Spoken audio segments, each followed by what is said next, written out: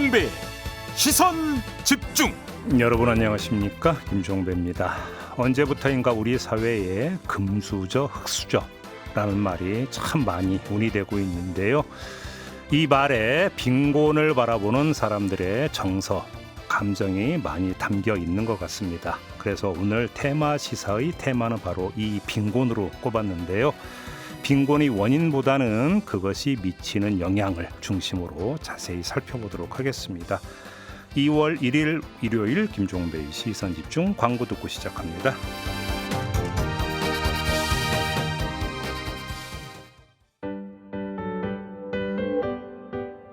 매일 쏟아지는 뉴스, 휴일엔 하나의 테마로 집중합니다.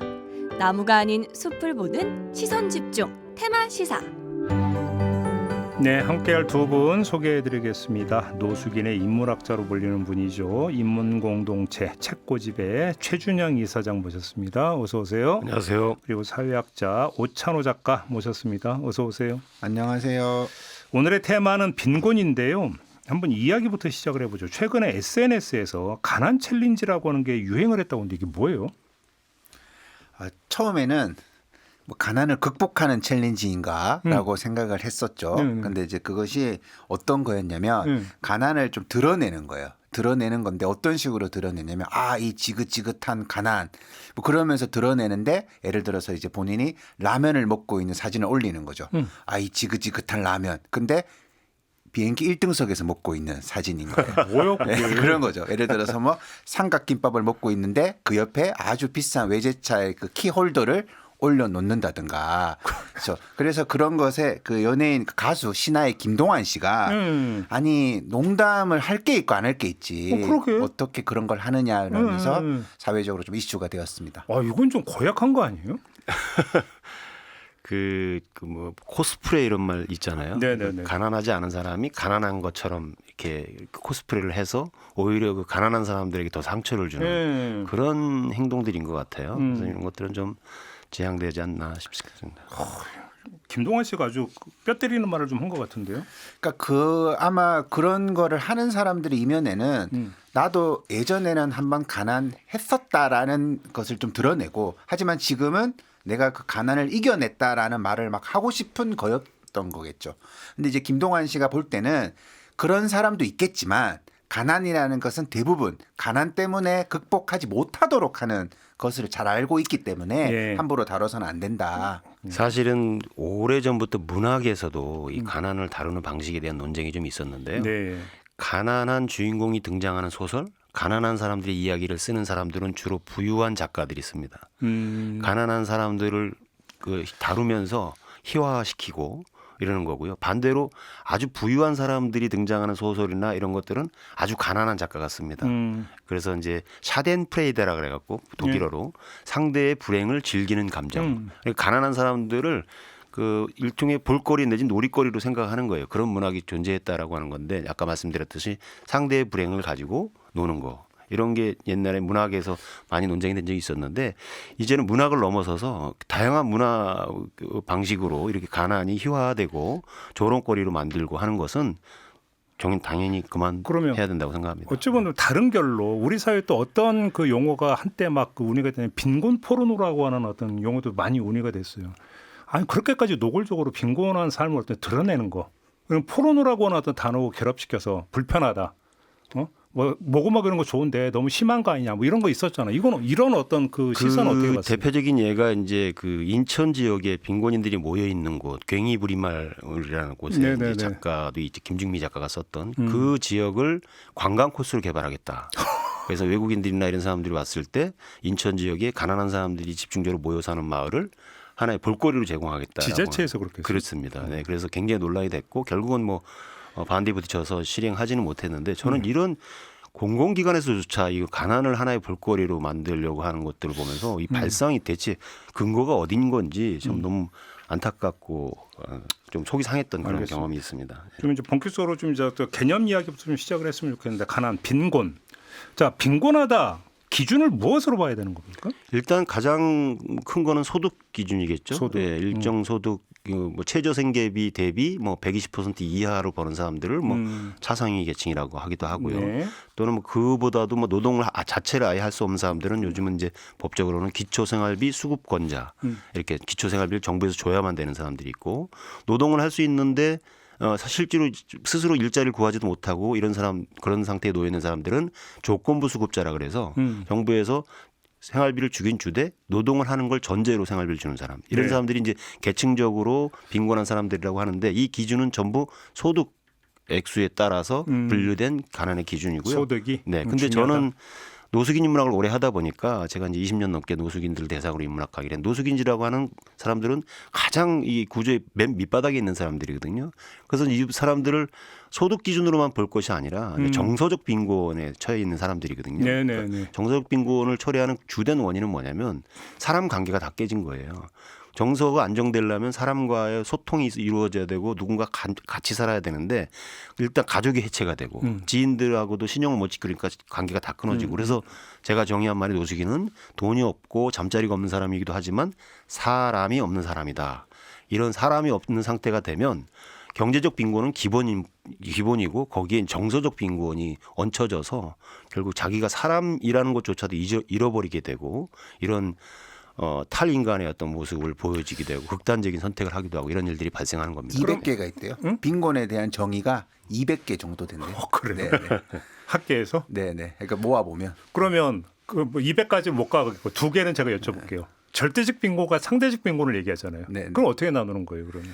뭐 이제 절대적 빈곤이라는 것은 이제 뭐 말 그대로 일상적인 생활조차도 굉장히 힘든 우리가 흔히 할 때 입에 풀칠하기도 힘든. 네, 그렇죠. 근데 요즘은 많이 쓰지는 않는데요. 왜냐하면 이제 파악은 합니다. 왜냐하면 주관적으로 그 사회에 필요한 어떤 것들을 체크를 해서 네. 예를 들어서 이제 뭐 요즘 또 가장 많이 나오는 것은 집 안에 화장실이 있느냐. 이거 제일 중요한 이슈거든요. 근데 다들 다 있다고 생각하시지만 없는데 많아요. 한국 사회도 없는 비율이 항상 5% 넘거든요. 그런 식으로 여러 가지 주관적인 척도를 가지고 평가를 하는 것이고 상대적 빈곤이라는 것은 중위소득 그러니까 소득의 제일 가운데에 있는 사람을 기준으로 그것보다 50% 미만인 사람을 보는 거죠. 그게. 네. 그래서 그 중산층, 그 중간에 있는 그 층이가 탄탄한 사회에서는 빈곤율이 상대적으로 낮은 것이고 한국처럼 그 허리가 짤룩한 사회에서는 상대적 빈곤율이 조금 높게 나오는 편이고 뭐 그거는 통계적으로 우리가 흔히 말하는 북유럽 국가들은 10% 안으로 다 나오고 한국은 한 15% 심할 때는 18% 정도까지 나오고 그렇습니다. 그럼 여기서 제가 하나 이 질문을 드리고 우리 언론이 좀 너무 쉽게 네이밍하는 부분이 좀 있는 것을 한번 여쭤보는 건데 언론이 이제 많이 쓰는 표현 중에 카푸어, 하우스푸어, 네네. 워킹푸어는 좀 이따 이걸 때 빼고 카푸어, 하우스푸어 이런 얘기를 많이 해요. 그러니까 뭐냐면 좋은 차를 갖고 싶어. 그래서 그러니까 내가 갖고 있는 돈을 그러니까 차 사는데 그러니까 저기 몰았어. 그러다 보니까 이거 그 차 할부금 갖고 그런데 헉헉대느라고 일상생활에서 너무 힘들다. 하우스푸어는 마찬가지로 내 집 마련하느라 여기에 푸어라고 하는 개념을 적용할 수 있다고 보십니까? 어떻게 보십니까? 너무 쉽게 네이밍을 한다라는 말씀에 동의를 하고요. 예. 그러니까 푸어라는 단어를 아무 사람에게 갖다 붙이는 거는 좀 그러니까 뭐 가난한 사람한테 당신 가난한 사람이라고 직접 뭐 얘기 지시하는 거니까 네. 좀 문제의 소지가 있는 용어라고 생각을 하고요. 그런 개념들이 만들어지면서 아까 말씀드렸던 상대적 빈곤감이 더 커지는 거죠. 그렇죠. 일종의 박탈감 같은 거 느끼고 요즘엔 뭐 이 정도 차는 다 몰고 다니는데 나는 아직도 경찰을 몰고 다닌다. 차가 있는 것만으로도 저는 뭐 빈곤하고는 좀 거리가 있을 거라고 생각하는데도 불구하고 상대적 빈곤감 때문에 더 무리해서 더 좋은 차를 사려고 하는 욕망을 갖게 되고 이런 경차 것들이 혜택이 얼마나 많은데. 그러게 말입니다. 그래서 이런 것들이 상대적 빈곤이고 우리나라 같은 경우는 특히 상대적 빈곤감이 심각한 게 소위 중산층으로 분류되는 사람들 중에서도 10명 중에 8명이 자신이 빈곤하다고 생각한다는 거예요. 의식에 네. 있어서. 네. 예, 그러니까 그렇죠. 그것이 이제 박탈감이나 누군가하고 비교하면서 자기 자신을 내리는 거죠. 이런 심리들이 작동을 하면 그 우리 사회의 역동성이 오히려 사라지고 어떤 불만이라든가 비관, 어떤 부정적인 문화가 싹트는 요인이 된다고 해요. 사회학적으로는. 네. 그러니까 이제 그게 또 한편으로 상대적 빈곤의 원인을 규명하는 어떤 그 하나의 어떤 단서가 되는 개념일 수도 있죠. 집 사느라고 다른 데서 좀 지출을 못하면서 오히려 이제 그 좀 형편이 좀 어려워진다. 뭐 이런 어떤 차원으로 접근할 수 있는 것 같은데 또 하나 좀 저희가 짚어야 될 게 빈곤 이야기라면 사실은 과거에는 계층 오히려 계급 이야기를 많이 하면서 뭐 착취다 뭐 이런 얘기 사실 많이 했었어요. 근데 오히려 요즘은 이런 얘기보다는 세대 빈곤 얘기를 참 많이 하거든요. 노인 빈곤, 청년 빈곤 이런 얘기를 많이 해요. 어떤 사회적 담론이 좀 바뀐 것 같은데 이 현상을 어떻게 보세요? 우리 이사장님은. 계층에서 지역으로 갔다가 세대로 그렇죠. 가는 이제 전환되고 있는데요. 세대의 빈곤율에 대한 통계가 이제 나오기 시작한 지가 얼마 안 된 것 같아요. 근데 그렇죠.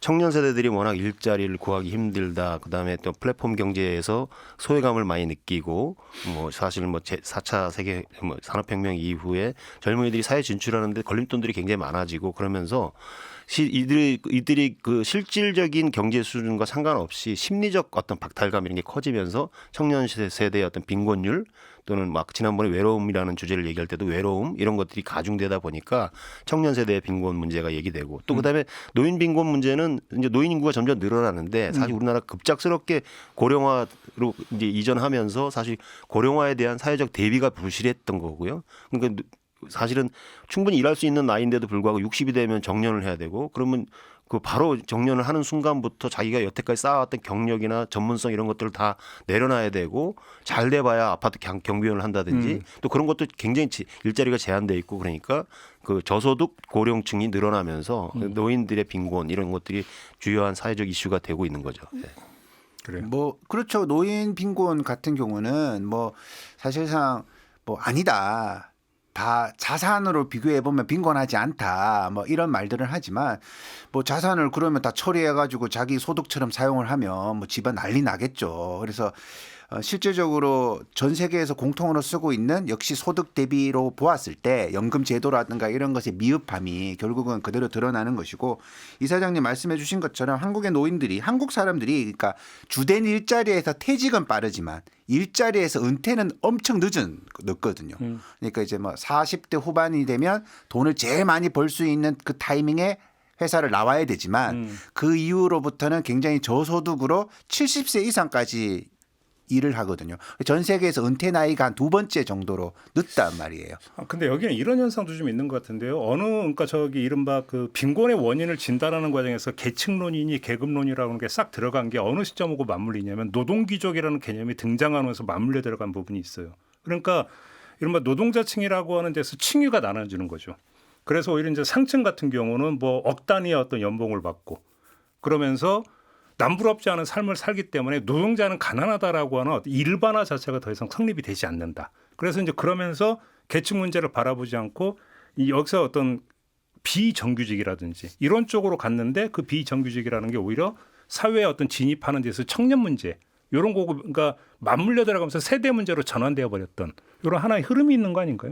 그렇습니다. 뭐 제가 살면서 어느 시점부터 들었던 충격적인 말들이 노동자들인데 어떤 노동자 파업이라든가 그런 걸 시위를 보면서 저건 노동자들이나 하는 거지 뭐 이렇게 생각을 하고 있더라고요. 그러니까 본인이 노동자인데 노동자로 생각하지 않는 거예요. 마인드가. 그렇죠. 굉장히 어떤 관리자라든가 혹은 상급의 약간 자본가와 비슷한 노동자처럼 이제 생각을 하는 거죠. 근데 그럴 수밖에 없는 게 본인의 소득 구조가 다 뭐 인센티브 뭐 이런 개념이 너무 많기 때문에 본인의 노동자 개념성도 굉장히 약해지는 그런 경향도 굉장히 많고 저는 그 부분에 있어서는 좀 심각한 문제라고 생각하는데요. 노동자가 과연 노동자 스스로 자기 정체성을 잃어버리는 경우들이 많아요. 그렇죠. 도심 같은 데서 시위를 하고 그러면은 자영업자들이 특히 불만이 많잖아요. 저 사람들 때문에 장사 안 돼. 그러면서 저 노동자 시위 때문에 우리가 못 사는 거야. 이렇게 생각하는데 자영업자도 사실 이 시장 구조 속에서 보면 소수 노동자에 불과하거든요.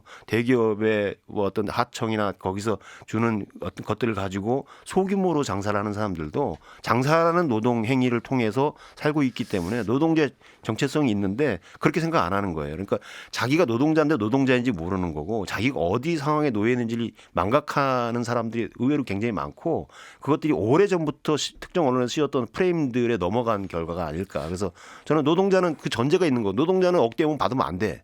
니는 항상 저임금 우리가 경제발전 시대에 그랬지 않습니까? 억누르고서 노동자는 적은 임금을 받는 게 마치 당연한 것처럼 이렇게 얘기되면서 그 속에서 프레임을 씌운 거기 때문에 경계해야 될 부분이라고 그러니까 생각합니다. 거기에다가 또 한 가지 이제 지역 얘기를 했으니까 뭐 이게 뭐 수도권 대 지방 이런 문제를 떠나서 제가 한번 그 청년들하고 이야기할 기회가 있었는데 제가 여기서 지역명은 얘기를 할 수가 없어요. 그러니까 인용도 안 되는 부분이라는데 어떤 특정 어떤 동네를 지목을 해요. 그래서 저 동네는 범죄가 많아. 범죄가 많이 발생해. 근데 왜 많이 발생하느냐? 가난한 동네여서 그래. 이런 식의 인식이 상당 부분 있더라고요. 혹시 그런 얘기 많이 들어보셨어요? 그 지역을 그러니까 도시 속에서도 같은 수도권이나 그러니까요. 이런 속에서 특정 지역을 그렇게 분류하는 것들은 사실 서구에서는 오래전부터 있었습니다. 그러니까 우리나라가 유일하게 대단위 아파트 단지가 성공한 나라고요.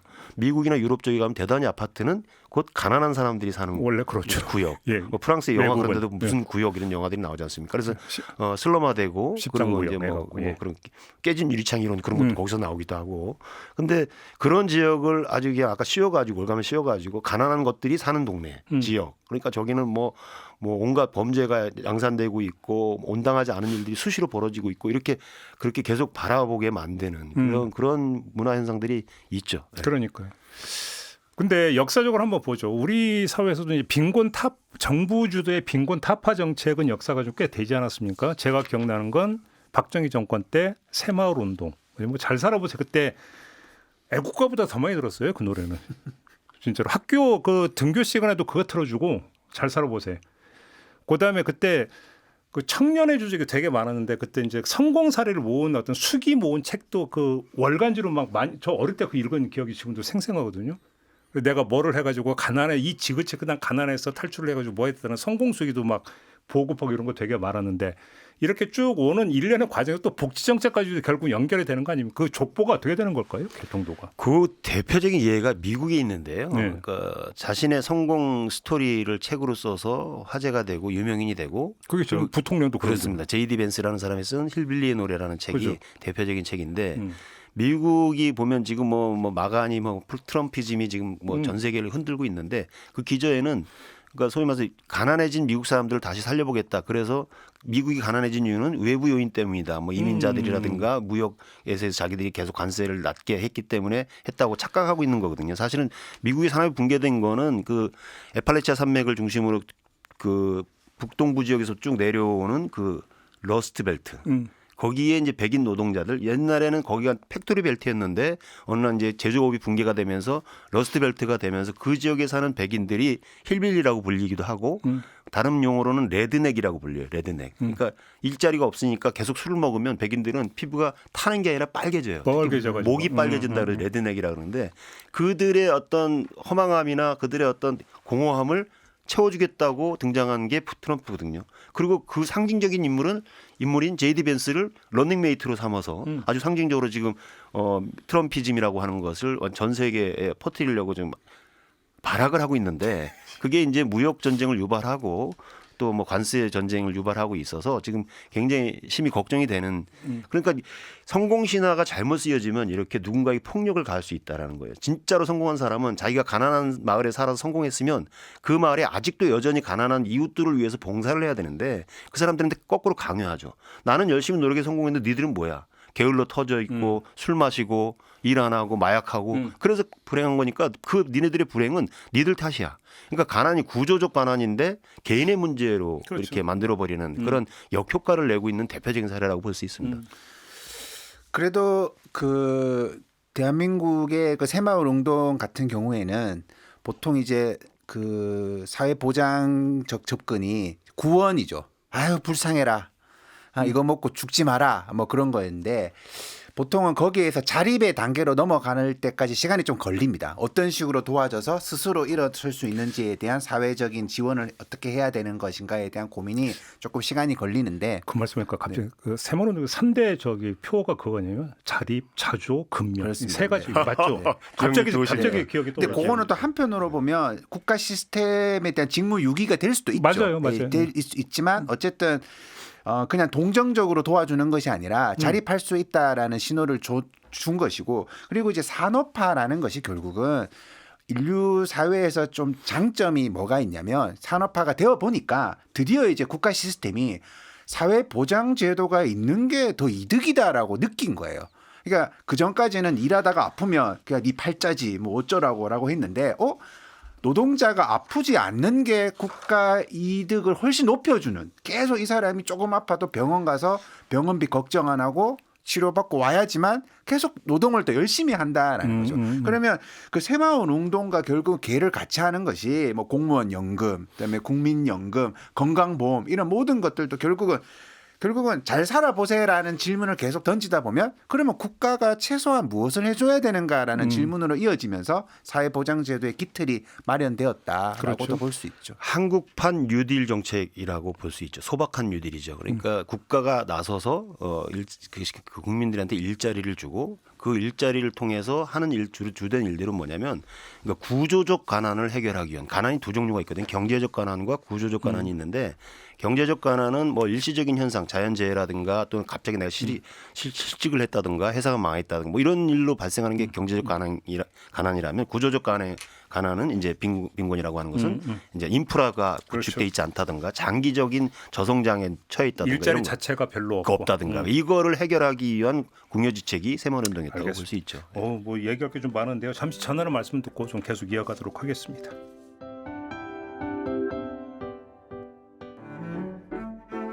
여러분은 지금 시선집중 테마 시사를 듣고 계십니다.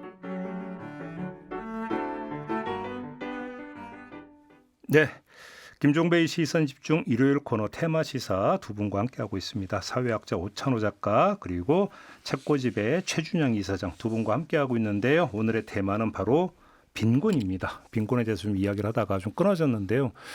좀 이어서 제가 좀 질문 하나 드리겠습니다. 아까 이제 노동기족이라고 하는 어떤 그 용어가 등장을 했다라는 말씀을 드렸는데 어찌 본다면 그것과는 전혀 다른 결로 워킹 푸어라고 하는 지금 단어도 등장을 했습니다. 이거는 좀 현실을 반영하고 있는 그런 어떤 개념으로 좀 이해를 해도 되는 걸까요? 어떻게 보십니까?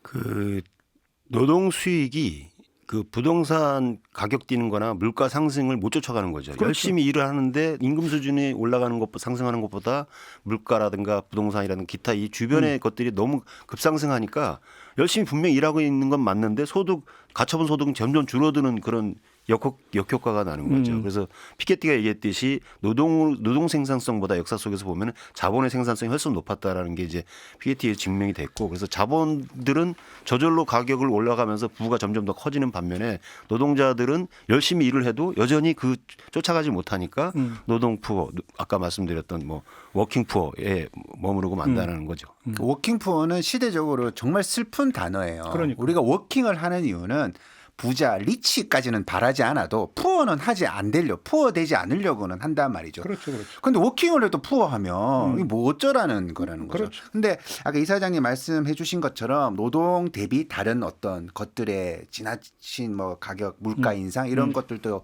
중요한 원인이지만 그냥 일자리 자체의 질이 낮은 게 너무 많다. 좋은 일자리가 너무 사라져 있고 맞아요. 등급이 나눠지면서 좋은 일자리가 아닌 것은 그냥 최저임금만 받아도 되는 이런 분위기가 사회적으로 너무 오랫동안 형성되어 왔기 때문에 그렇죠. 워킹푸어라는 것은 사실상 뭐 이 하나의 사회 시스템이 제대로 작동된다면 존재해서는 안 되는 그런 단어이지 않을까라고 알겠습니다. 생각이 듭니다. 근데 지금부터는 좀 그 빈곤의 원인이라든지 구조적 문제를 넘어서서 빈곤이 이제 그 사람의 의식에 미치는 영향을 좀 그러니까 좀 짚었으면 좋겠는데 일단 좀 이거부터 한번 여쭤볼게요.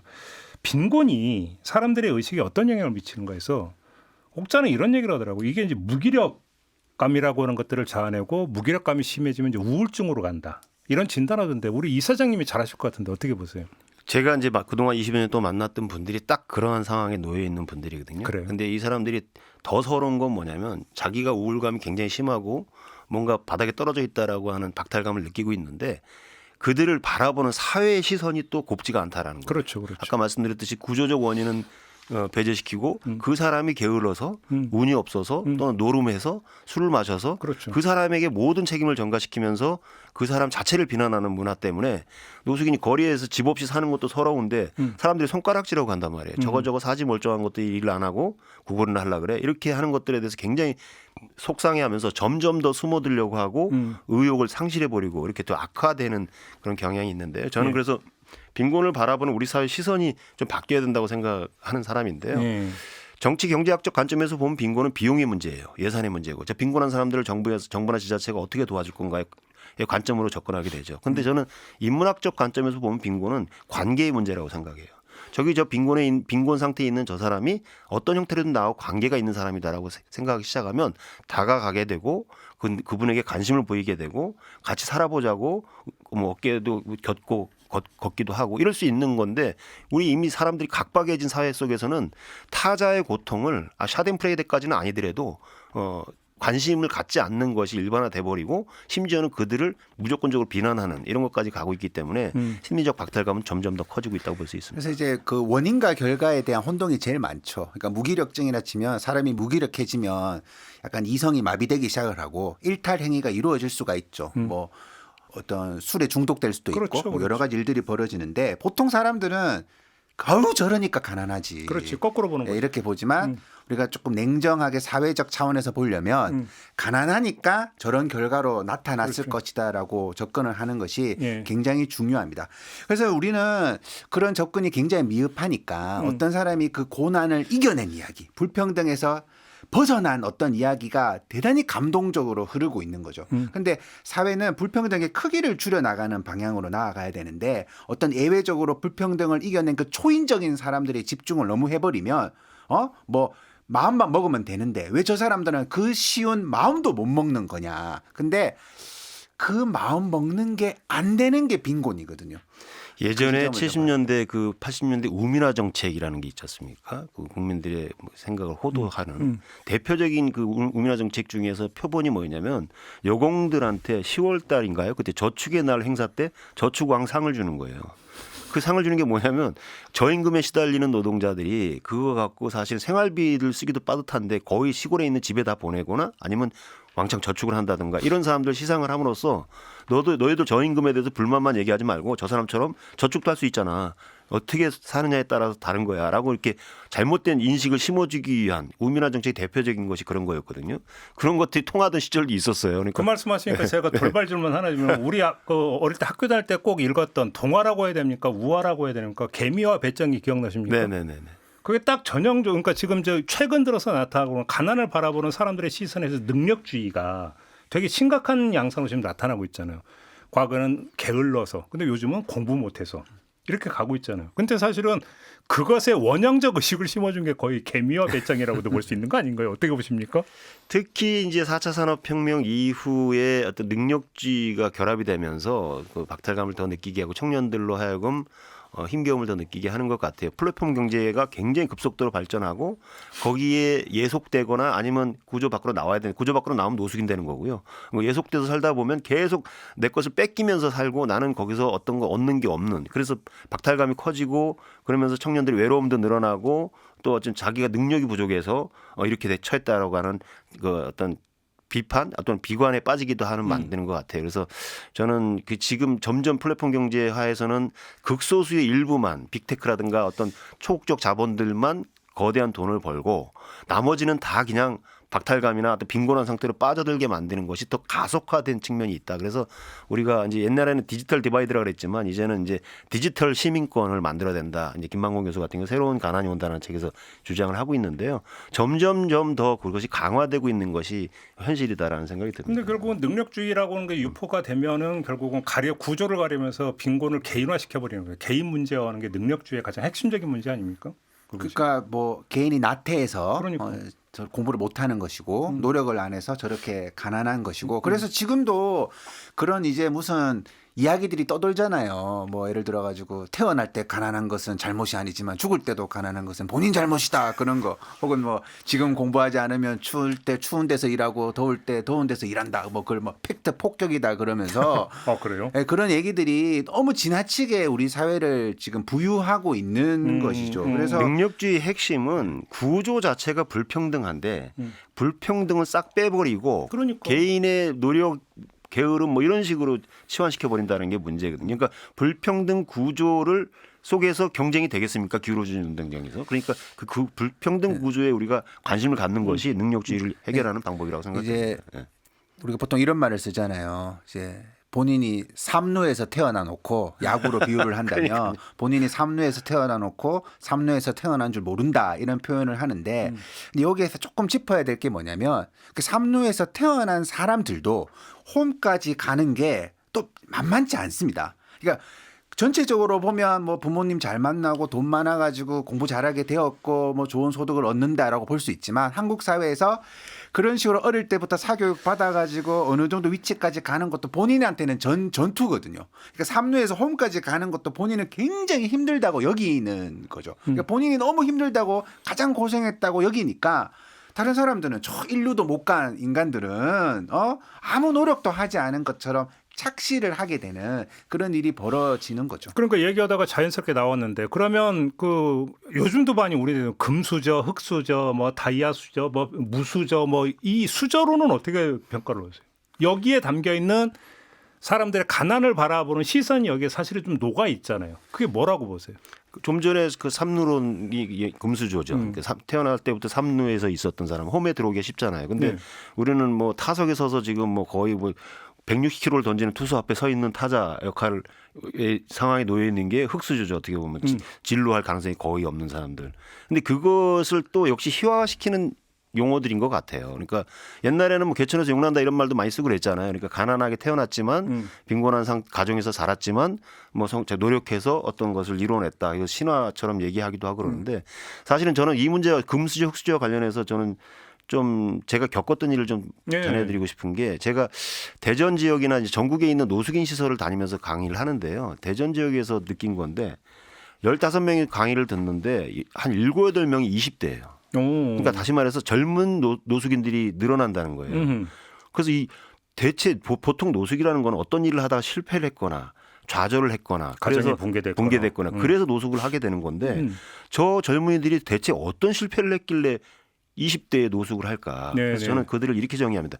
실패할 기회조차 갖지 못했던 사람들. 실패해서 노숙인이 된 게 아니라 뭔가 일할 기회조차 주어지지 않은 상태에서 그냥 청년기부터 그냥 거리의 삶을 살게 된 사람들. 그중에는 또 뭐 보육원 출신이나 특수한 환경 속에 있었던 사람도 있는데 이런 심각한 그 문제에 처해 있는 사람들이 많은데 거기다 대놓고 언론에서 뭐 금수저가 어떻고 흑수저가 어떻게 구분해가지고 사람의 어떤 환경과 어떤 조건을 구분해서 얘기하는 거는 저는 좀 너무 경솔한 표현들이 아닐까라는 생각을 해봅니다. 그러니까 그 단어 자체가 등장한 것은 좀 획기적이었어요. 왜냐하면 금수저 그런 게 어딨어. 노력하면 다 금수저가 될 수 있지라는 식으로 이제 이해하는 세상에서 금수저론이라는 게 나왔다라는 것은 이 사회는 개인적 노력보다 사회적 환경이 더 많은 큰 영향을 끼쳐. 그래서 이제 내가 성공했으면 운이 좋았다라고 말을 해야 돼라고 하지만 실제 그 틈을 파고드는 것은 그 운도 노력하는 자에게 온다. 뭐 이런 얘기들이 훨씬 더 파급력이 크게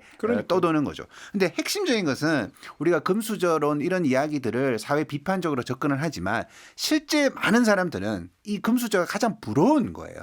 그런 거죠. 가장 부러운 거죠. 그래서 이제 요즘 뭐 자신을 소개할 때 보면 뭐 앞에 자기 아파트나 동네 이름 붙이는 사람들이 있거든요. 진짜로? 네, 뭐 대치동 맘 그러기도 하고 막 무슨 뭐 땡땡 빌리지 뭐 이런 거 붙이기도 하는데 사실 금수저 흑수저론이라고 하는 것은 좋게 보면 어떤 거냐면 원초적 태생적 불평등을 강조한 사실은 표현으로도 해석을 할 수 있어요. 불평등 문제를 집중해서 레토릭을 얹은 걸로도 볼 수 있는데 근데 어느 순간에 이게 변질되면서 어떤 식으로 이제 이야기가 되냐면 금수저 물고 나온 것도 능력이다. 이렇게 얘기를 해버린단 말이에요. 그러면서 금수저 흑수저론이 뭐로 가냐면 운명론으로 가버린다는 거예요. 그래서 이게 태생적 불평등이 있으니까 이 구조를 깨지 않고서는 너는 아무리 노력해도 안 된다라고 하는 것들이 깔려있던 게 완전히 뒤집어져 가지고 어차피 너는 그 물건 태어난 게 흑수저밖에 안 되니까 네가 아무리 용을 써봤자 넌 안 돼. 이렇게 가버리는 거잖아요. 맞습니다. 완전히 고착화시키려고는 의도가 숨어 있다고 볼 수 있고요. 그 개인 흑수저들, 개인들이 그 좋지 않은 환경에서 열심히 노력해서 위로 올라가려고 하는 사람들은 기존의 부자들이 방해를 하고요. 근데 어떤 기업이 작은 기업이 좀 구조 안으로 들어가서 좀 성장을 하려 그러면 위에 먼저 올라갔던 대기업들이 사다리를 걷어차고요.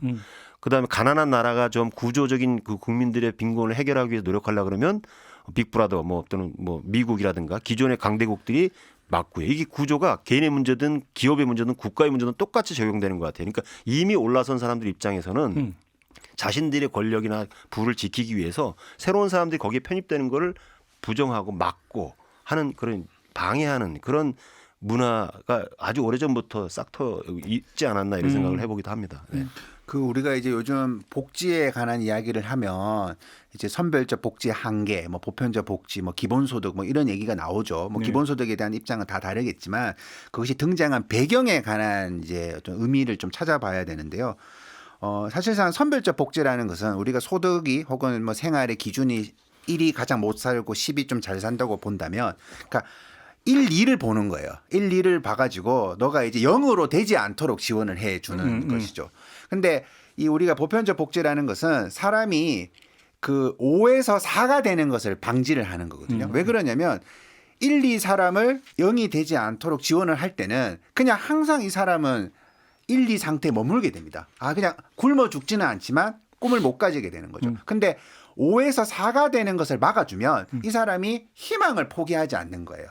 그러니까 내가 절대적 빈곤으로 빠지게 되면 내가 꿈꿔서 도대체 뭐 세상이 바뀌겠어 이런 질문을 하지만 내가 무너지기 직전에 사회적 도움을 받게 되면 나 아직 할 수 있어. 그런 차원에서 보편적 복지라는 것이 등장하고 있는 거거든요. 그러니까 지금 능력주의나 수저론이라고 하는 것들이 결국은 빈곤한 사람들이 빈곤을 어떻게 의식하느냐의 문제로 연결이 되는 거잖아요. 이게 원인인지는 모르겠는데 역사책을 보면 세계사든 한국사든 역사책을 보면 이른바 민중봉기로 기록된 것들의 거의 모든 것들의 시발점 뭐냐면 빈곤이거든요. 그죠? 그것이 민중봉기라고 하는 형태적인 부분을 빼고 나면은 사회개혁에 대한 요구인데 지금 한국 사회에서 나타나고 있는 현상을 보면은 대중운동적 차원에서 사회개혁의 요구로서 운동적 차원으로 나타나지는 않고 있어요. 바뀐 건데 그럼 왜 바뀌었느냐? 이게 좋게 해석을 하면 정치에 대한 어떤 기대감이 아직도 살아있어서 정치가 바꿔줄 것이다라고 믿고 있기 때문에 내가 선거에 열심히 참여해서 좋은 대통령을 뽑으면 바뀔 수 있다라는 기대감이 크기 때문이냐? 아니면 정반대로 패배감 때문에 안 바뀔 거다라는 체념 때문이냐? 이것도 좀 진단이 필요할 것 같은데 뭐라고 보십니까? 좀 동떨어진 예를 좀 들어드리고 싶은데요. 그러니까 우리 사회가 그러니까 시민 사회가 건강성을 유지할 때는 보면 보수 정권일 때 그래요. 그 싸워야 될 대상이 분명하고 그러니까 뭔가 시민 사회가 열심히 어떤 사회적 의제를 던지고 하는데 이상하게도 민주정권이 들어서고 나면은 시민사회가 죽어요. 시민사회 활동하던 사람들이 정치권으로 들어가는 경우도 있고 명망가 중심의 시민운동 하다 보니까 명망가가 빠져나가면 시민사회가 그냥 와해되기도 하고 그러는 것 같아요. 그러니까 사회적 의제를 통해서 국가에 대한 정치에 대한 기대감을 갖는 것도 좋지만 시민사회가 여전히 해야 될 역할들이 있는 거거든요. 그래서 균형을 이루어야 되는데 우리는 사실은 민주주의라고 얘기하지만 지나치게 권력이 어떤 독점적 권력들이 아직도 안온한 상태로 놓여 있기 때문에 국가주의적 성격이 굉장히 강한 나라거든요. 그러니까 국가가 너무 강하면 시민사회가 죽는 거고 그러면 독재로 가는 거고요. 그런데 시민사회가 또 너무 득세하면은 사회가 혼란해지는 거잖아요. 그래서 중간에 어떤 좁은 회랑을 유지해야 된다라고 하는 이론이 있듯이 이 균형감 있게 이렇게 시민사회의 어떤 건강성과 정치권의 역할 이런 것들이 좀 구분돼야 되는데 그런 것들이 상실됨으로써 의제가 사라지고 이러고 있는 게 아닌가 생각해 봅니다. 그러니까 이제 앵커님이 질문에 대해서 좀 고민을 해보면 그 어떤 정치에 대한 기대 뭐 이런 건 없는 것 같고요. 제가 볼 때는 그러니까 본인이 가난하고 힘들어도 뭐 상대적 빈곤이든 무엇이든 간에 그렇게 연대를 하고 집단적인 행동을 하게 되었을 때 느껴지는 희열보다 외부로부터 내가 약간 루저로 인정받는 오히려 그러니까 나는 사실상 스스로 노력하지 않는 사람이라는 걸 인정받는 것에 대한 일종의 두려움이 굉장히 크고 본인 스스로도 약간 너무나 많이 들었던 거죠. 어른들이. 요즘 세상 좋아졌다는데 맨날 그런 이야기 하거든요. 저도 어디 가서 강연을 해보면 50년 전에는 화장실도 없어가지고 논밭에서 다 똥 싸고 했다면서 막. 근데 이제 이 가난이라는 것이 이런 거란 말이에요. 내가 아침에 화장실에서 딱 수세식 변기에 앉아가지고 물 내려가는 소리를 들으면서 나 행복해. 50년 전에 태어났으면 나는 행복하지 않았을까? 그렇게 생각할 수가 없는 거거든요. 그렇게 생각하는 별로 없잖아요. 네, 없는 거거든요. 근데 주변에서는 계속 세상이 좋아졌다. 옛날에는 학교도 못 갔어. 너는 누리잖아.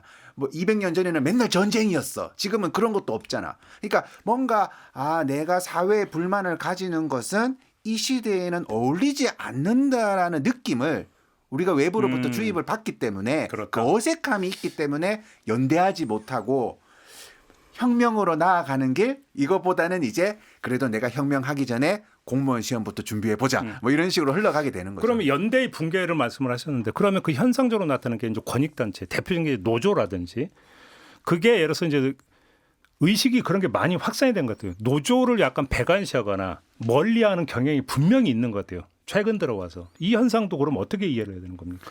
그러니까 뭐 이게 이제 우리 사회가 지금까지 노동조합을 어떤 이미지로 그게 문제인 그려왔는가라고 거죠. 질문을 예. 던지면 예.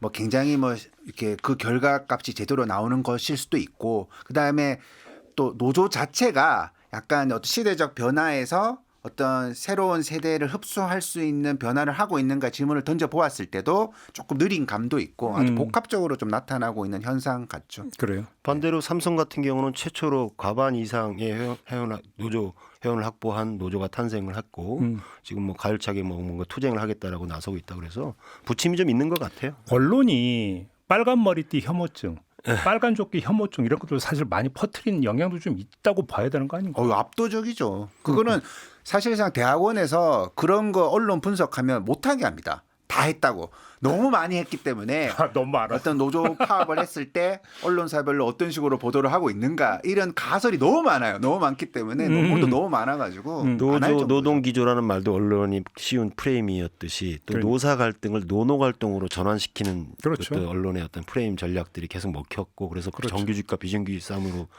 전환시켜버리고 이런 것들이 좀 먹힌 측면도 있고요. 근데 노조가 아까 말씀하셨던 대로 이제 현재 노동 중심성을 회복하기 위한 노력을 더 가열차게 해야 될 시기다 이런 생각이 들고요. 저는 이제 뭐 노조 이런 걸 떠나서 지금 아까 우리 기본소득 뭐 이렇게 얼핏 얘기를 했었는데 기본소득이라는 게 뭐 특정 정치인의 트레이드 마크처럼 얘기되지만 사실 역사 속에서 오래된 거거든요. 고대 로마에서부터 로마가 제국화되면서 뭐 이제 먼 원정을 갔다 온 군인들이 돌아오면 자기 농토도 없고 일할 거리가 없으니까 사회적 불안 요인이 되니까 그가 노동을 하든 하지 않든 간에 그 군인들한테 기본적인 생계비를 지원해주는 제도가 이제 로마에서 만들어진 것이 원용되어서 지금 우리 사회에서도 얘기가 되는데 실제로 이제 기본소득이라는 게 현실화돼야 되는 상황이 왔어요. 이제 영시간 노동, 뭐 컨시어지 노동, 뭐 또는 클라우드 노동, 뭐 이렇게 기계가 대체해 나가는 AI가 인간들의 어떤 일자리를 뺏어 나가고 있잖아요. 그러면 기계하고 인간이 어떤 파트너십을 형성해야 돼요. 그래서 기계가 하고 있지만 또 인간에게도 그 급여를 줘야 되는 거죠. 그래서 이게 기본소득이라고 하는 것이 곧 저는 닥칠 아주 중요한 이슈가 될 것이다라는 생각을 하고 있습니다. 그래서 이제 마무리 삼아서 이제 질문을 좀 드려야 될 것 같은데 이제 빈곤을 바라보는 시선, 의식, 정서를 얘기를 했는데 이런 의식 정서가 퍼지면 볼수록 이제 공동체 운영에 어떤 영향을 준다고 생각하세요? 올해 많은 연구에서 드러나는 것 중에 하나가 이제 공공에 대한 인식 자체가 공공이라는 게 모든 것에 대한 해당되는 것인데 빈곤이라는 것을 대상화하는 그런 사회에서는 자신과 무관하다고 여기는 것이에요. 그래서 이제 뭐 공공도서관 그러면 뭐 그거 뭐 공공 뭐다 그러면 그거 공공의대 같은 논란도 사실상 거기에서 나오는 거거든요. 약간 뭔가 뭐 가난한 사람 도와주는 그런 제도가 공공이지 않은가라는 생각을 하면서 사회 전체가 좀 푸석해지는 그런 현상으로 많이 나타나고 있죠. 그렇죠. 개인화되는 거죠. 그래서. 맞습니다. 예. 네. 정부나 공공 영역에서 해야 될 역할은 예전에 그런 얘기 있어요. 아프리카에 두 마을이 있었는데 다 가난한 마을이었는데 먹을 게 없는 마을이다. 한 마을에는 유엔 활동가가 가서 씨를 뿌려주고 왔고 한 마을은 씨가 없어서 뿌리지 못하고 왔어요. 1년 후에 다시 갔더니 씨를 뿌리지 않은 마을 사람들이 이미 다 죽어버렸고 씨를 뿌렸지만 곡식이 생산되지 않았는데도 불구하고 그 마을 사람들은 여전히 살아있더라는 거예요. 희망이 있었기 때문에. 그러니까 공공이 해야 될 역할은 뭐냐면 국민들한테 지금 현재 상황을 강요하고 그대로 있으라고 아니라 뭔가 희망의 씨앗을 심어주는 역할들을 해야 되는데 과연 희망의 씨앗을 제대로 심고 있는지 우리가 한번 좀 돌이켜봐야 될 문제가 아닐까 싶습니다. 사람들이 빈곤에 대해서 자신이 빈곤한 상태가 아니면 당사자가 아니라고 여기는데 저는 그게 정말 착각이라고 생각을 하는 게 뭐 우리 외환위기라든가 뭐 코로나라든가 어떤 빈곤층을 많이 목격하게 되는 일들이 벌어지잖아요. 본인이 빈곤층이 아니더라도 그것을 목격만 하더라도 본인의 의식이 달라져 버립니다. 외환위기 때 뭐 실직한 사람만 빈곤층이 되는 게 아니라 야 저러면 실직하네? 나 정신 바짝 차려야 되겠다. 그러면 그때부터 아이들 전공도 달라지는 거예요. 뭐 그전에는 뭐 철학과 갈래 그러면 그래 철학을 열심히 해라 그러지만 한번 주변을 그렇게 경험하고 나면 야, 대학은 그런 거 가는 거 아니야. 돈 되는 데를 가야지. 그래서 진로를 바꾸기 시작을 하고 그다음 본인도 옛날에는 책 사던 돈을 야 이 책을 왜 사? 주식을 사야지. 이런 식으로 인생이 달라지기 시작을 한다는. 그래서 빈곤은 절대로 그 당사자만의 문제가 아니라 사회 전체에 아주 나쁜 영향을 끼치는 것이다. 그러니까 빈곤이라고 하는 이 단어에서 어느 순간 구조라든지 사회라든지 국가라든지라고 하는 이 개념이 사라지고 있다. 그 자리에 오히려 개인이라고 하는 것들이 너무 강조되고 있는 게 지금 가장 큰 문제다. 좀 이렇게 좀 정리를 해야 될 것 같습니다.